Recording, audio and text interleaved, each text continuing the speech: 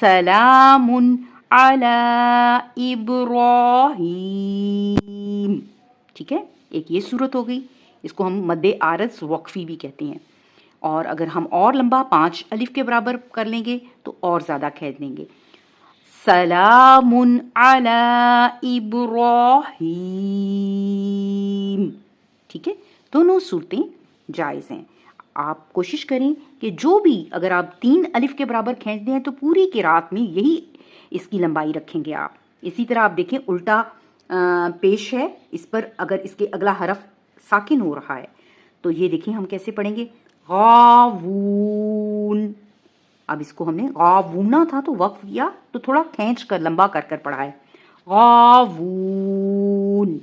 ٹھیک ہے، اب یہ دیکھیں ایک اور، عینینی، تو یہ دیکھیں عینین.